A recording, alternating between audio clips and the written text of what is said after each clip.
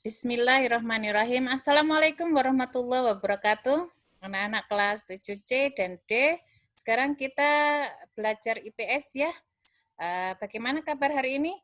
Siap menerima materi lanjutan pembelajaran yang kemarin? Oke. Pada saat pembelajaran kemarin kan tiga bahasan yang akan kita selesaikan, yaitu permintaan, penawaran, dan pasar. Nah, kemarin kita sudah mempelajari tentang permintaan, maka bahasan kita hari ini adalah tentang penawaran. Apakah itu penawaran? Oke, Ibu akan share dulu materi yang akan kita bahas hari ini.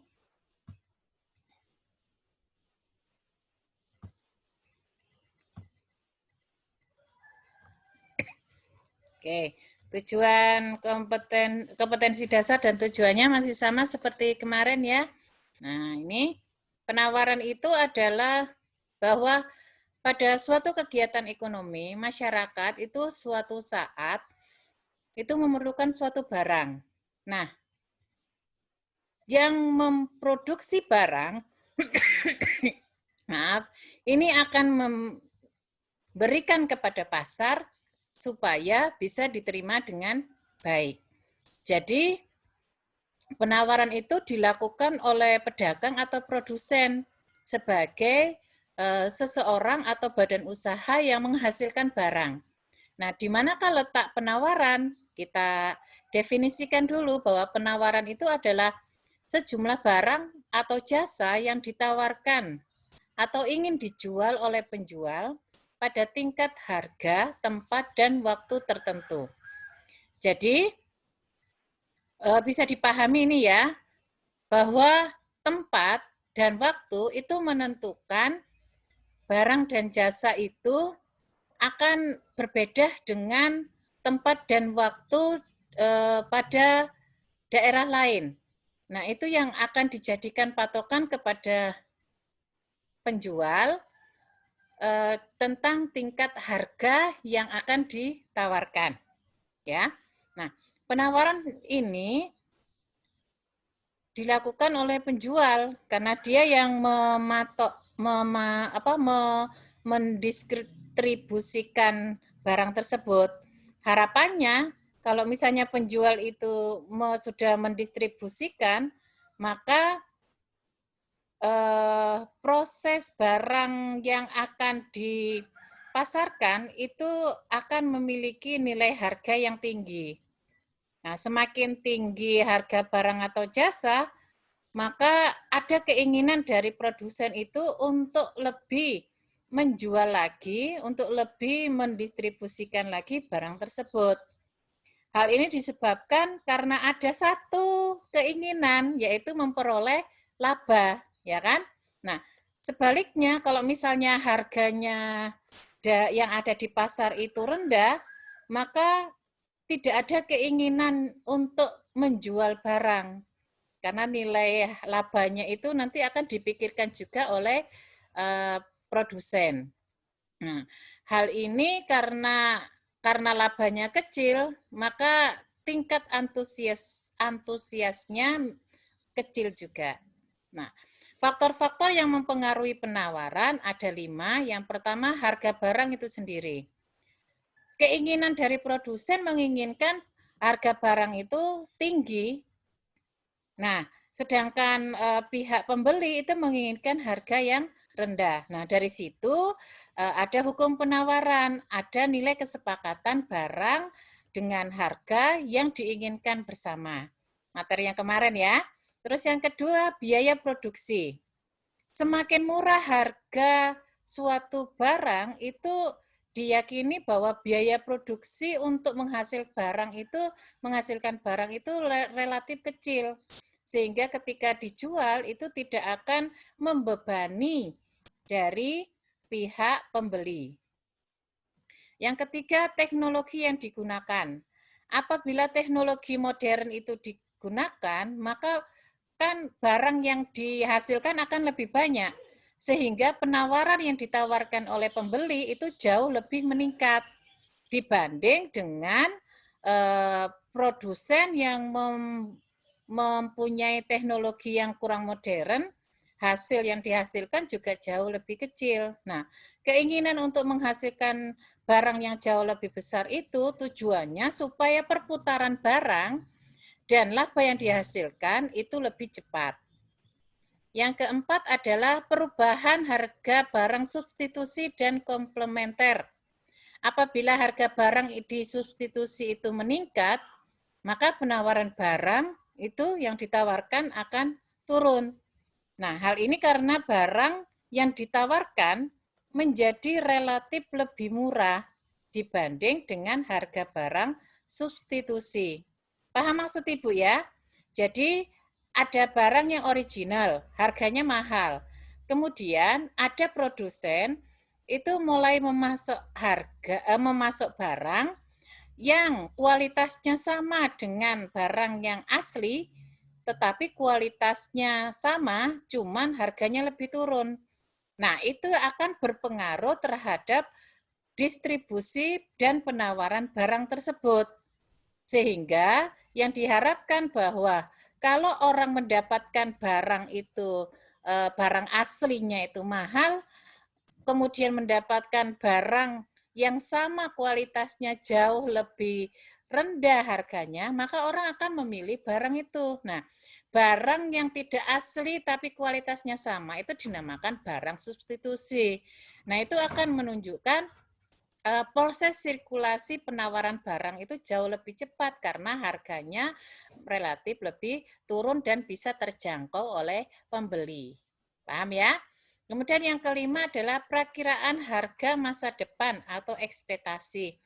Tanpa disadari ketika penjual itu menawarkan harga, maka dia akan mempunyai perkiraan harga pada saat ini dan masa yang akan datang. Apabila harga barang substitusi itu meningkat, maka penawaran barang itu akan turun. Ingat bahwa barang substitusi itu kan harganya tidak mungkin bisa dinaikkan kan? Sehingga penawarannya dari pihak produsen itu akan turun. Hal ini karena harga barang yang ditawarkan murah dibandingkan harga barang substitusi yang aslinya. Maka penawaran terhadap barang yang diamati itu akan meningkat. Ya. Kurva penawaran. Untuk mengetahui proses perputaran barang yang dikeluarkan oleh produsen dan diterima oleh masyarakat, itu biasanya pihak produsen akan membuat kurva penawaran. Jadi hal-hal yang dibayangkan ekspektasinya sama nanti kalau misalnya memang barang itu dilempar ke pasar, apakah akan sesuai dengan yang diinginkan oleh produsen. Jadi kurva penawaran itu adalah kurva yang menggambarkan tentang hubungan antara jumlah barang yang ditawarkan pada berbagai tingkat harga tertentu. Nah, kurva penawaran ini karena kurva ya, berarti menggunakan diagram kartesius. Misalnya ada tabel seperti ini. Ini harga kue serabi per biji, mulai dari 3.500 sampai 1.500. Kemudian jumlah yang ditawarkan untuk yang 3.500 itu ada 20 biji. Yang harganya 3.000 ada 15 biji. Yang harganya 2.500 ada 10 sampai yang harganya 1.500 tidak ada barangnya. Nah, setiap titik-titik pertemuannya itu dilambangkan dengan A, B, C, D. Nah, bagaimana menggambarkan kurva penawaran ini? Nah, seperti ini. Kalau nilai tegaknya itu dilambangkan dengan B, penawarannya ya, kemudian harganya, kemudian datar ini adalah jumlah barang yang ditawarkan, maka ketika dipertemukan dalam koordinat, maka jadilah garis yang dihasilkan itu adalah garis lurus. S itu adalah suplai barang terhadap keinginan dan harga yang ditawarkan. Jadi, garis kurva penawaran yang disimbolkan dengan huruf S ini menggambarkan garis miring dari arah kanan ke kiri. Nah, kalau misalnya dari arah kanan ke kiri, karena dia ada pada kuadran pertama, maka dia bernilai positif.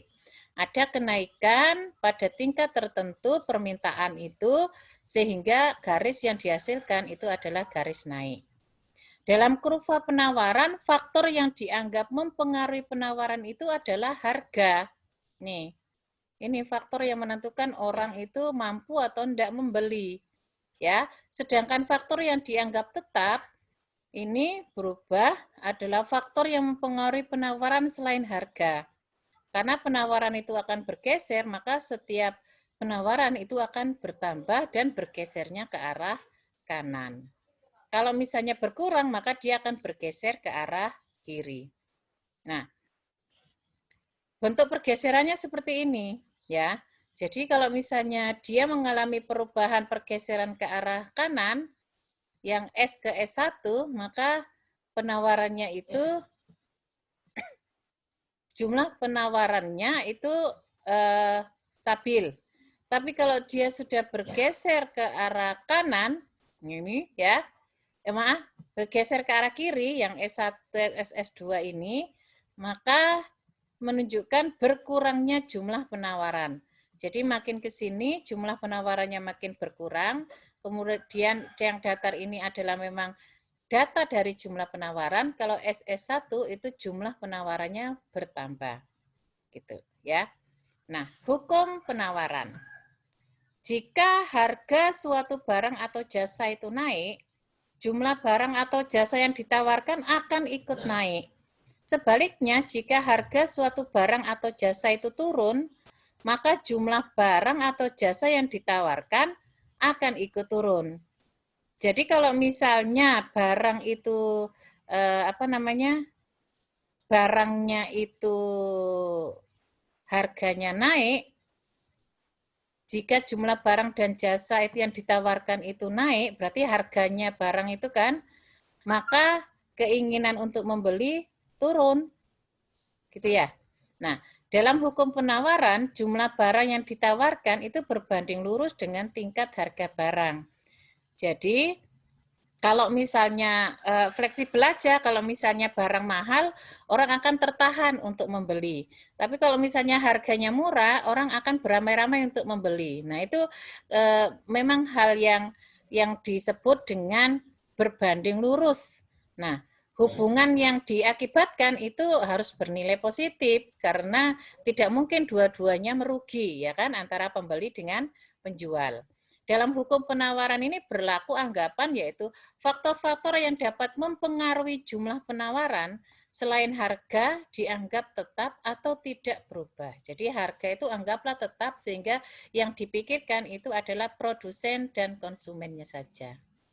Jenis-jenis penawaran ada dua. Yang pertama penawaran perorangan. Kalau misalnya barang atau jasa itu dijual oleh seorang produsen, ya. Yang kedua adalah penawaran pasar atau kolektif, yaitu penawaran barang atau jasa yang dijual oleh produsen-produsen di pasar. Bisa dipahami ya, kalau misalnya produsen itu langsung menawarkan barang ke toko, maka tidak melibatkan pihak produsen besar, maka dia dianggap sebagai bentuk penawaran perorangan atau individual. Tapi kalau misalnya sudah produsen besar yang memasarkan ke pasar, maka itu disebut dengan penawaran kolektif atau kelompok. Fungsi penawaran. Nah, bentuk rumusnya fungsi penawaran itu adalah QS sama dengan A ditambah BP. QS ini adalah jumlah barang yang ditawarkan. A itu adalah konstanta. Konstanta itu adalah angka baku yang dibuat di dalam rumus ini. Tidak bisa berupa angka bakunya. Kemudian B itu adalah koefisien pengarah atau slope pada fungsi penawaran. Nilai B selalu positif, fungsi penawarannya. Kemudian P itu adalah harga barang. Seperti apa bentuk soalnya? Diketahui fungsi penawaran itu adalah rumusnya QS sama dengan negatif 20 ditambah 2P. Berapakah jumlah penawaran pada saat harga Rp80 dan gambarkan kurvanya. Nah, kita bahas dulu bahwa tadi rumusnya adalah QS sama dengan negatif 20 tambah 2P. nilai P-nya itu adalah fungsi harga penawaran ini, sehingga dimasukkan ke dalam rumus ini. Negatif 20 ditambah 2 kali 80. 2 kali 80 itu 160. Berarti negatif 20 tambah 160 sama artinya 160 kurang 20 ya. Hasilnya adalah 140. Jadi pada saat harga P 80, maka nilai QS-nya 140. Sekarang bagaimana menunjukkan kurva penawaran dari perhitungan ini? Pada saat kurva penawaran memotong sumbu Q, pada saat QS itu sama dengan 0. Gitu. Kalau misalnya ada di Q, ya, maka QS sama dengan negatif 20 tambah 2P. Karena QS-nya nilainya 0, maka negatif 20 tambah 2P, 20-nya pindah keluar sebelah kanan, jadi positif 20 sama dengan 2P. Maka P saja 20 dibagi 20, hasilnya adalah 10. Koordinatnya dapat 0,10 karena P-nya itu ada di sumbu Y. Kemudian pada saat kurva di P sama dengan 0, berarti ini kan sumbunya ada di X, maka QS sama dengan negatif 20 tambah 2P. Penawarannya 0, berarti negatif 20 ditambah 2 kali 0, 2 kali 0, 0, berarti hasilnya negatif 20. Maka sumbu X-nya itu di Q itu negatif 20,0. Nah, kita sudah dapat dua koordinat, 0,10 dan 0,20.